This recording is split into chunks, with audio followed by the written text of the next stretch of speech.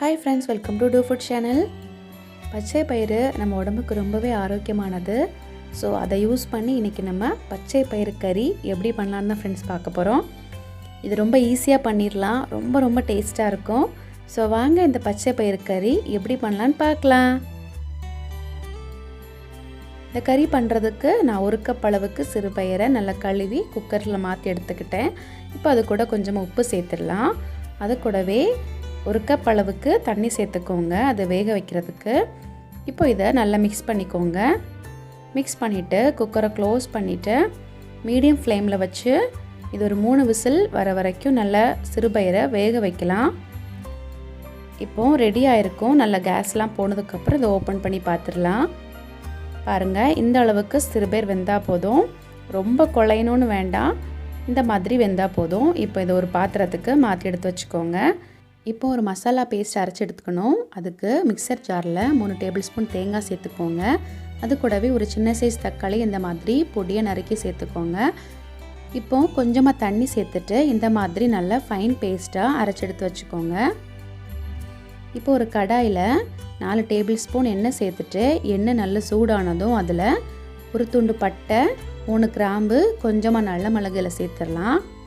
அது கூடவே ஒரு பெரிய சைஸ் வெங்காயத்தை இந்த மாதிரி நீளமாக கட் பண்ணியில் சேர்த்துக்கோங்க.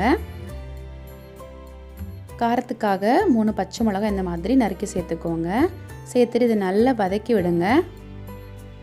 இந்த மாதிரி நல்லா வதங்கினதுக்கப்புறம் இது கூட 1/2 டேபிள் ஸ்பூன் இஞ்சி பூண்டு விழுது சேர்த்துடலாம்.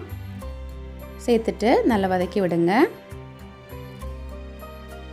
இப்போ இது கூட நம்ம அரைச்சி எடுத்துக்கிட்ட மசாலா விழுதுகளை சேர்த்துடலாம். சேர்த்துட்டு அந்த மசாலாவோட பச்சை வாசனை போகிற வரைக்கும் இதை நல்லா வதக்கி எடுங்க. இந்த மாதிரி நல்லா வதங்கினதுக்கப்புறம் இது கூட 1/4 டீஸ்பூன் மஞ்சள் தூள் சேர்த்துக்கோங்க. அது கூடவே 1/2 டீஸ்பூன் மல்லித்தூள் சேர்த்துக்கோங்க. அதுக்கப்புறம் காரத்துக்காக 1 டீஸ்பூன் வத்தல் தூள் இன்றைக்கி சேர்த்துருக்கேன்.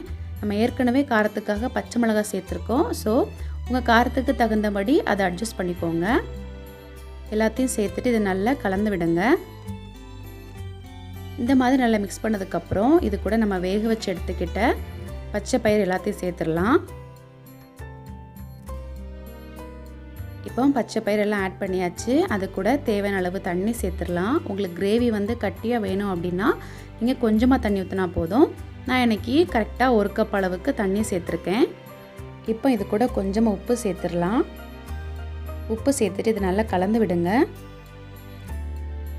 நல்லா கலந்து விட்டுட்டு மீடியம் ஃப்ளேமில் வச்சுட்டு ஒரு 10 நிமிஷம் இதை நல்லா கொதிக்க விடலாம். இப்போ இந்த கிரேவி நல்லா கட்டியாக மாறி இருக்குது, சூப்பராக கிடச்சிருக்கு. இப்போ நம்ம ஸ்டவ் ஆஃப் பண்ணிடலாம். இப்போ தாளித்து எடுக்கலாம். அதுக்கு ஒரு சின்ன கடாயில் 3 டேபிள் ஸ்பூன் தேங்காய் எண்ணெய் சேர்த்துக்கோங்க. தேங்காய் எண்ணெய் சேர்த்துக்கிட்ட நல்லா மணமாக இருக்கும். இது கூட இப்போ 1 டீஸ்பூன் சீரகம் சேர்த்துடலாம். அது கூடவே நான் 15 சின்ன வெங்காயத்தை இந்த மாதிரி கட் பண்ணி எடுத்துக்கிட்டேன். அதை இப்போ இதில் சேர்த்துடலாம்.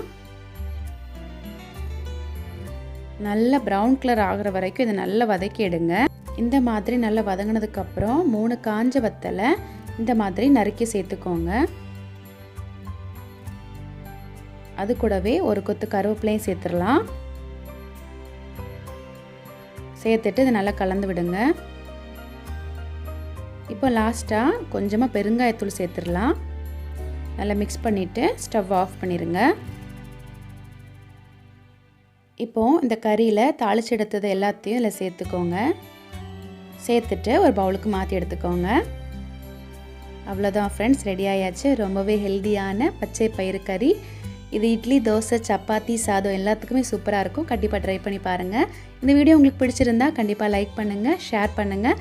நம்ம டூ ஃபுட் சேனலுக்கு சப்ஸ்கிரைப் கொடுங்க. பக்கத்தில் இருக்க பெல் ஐக்கானை கிளிக் பண்ணிக்கோங்க. Thank you friends.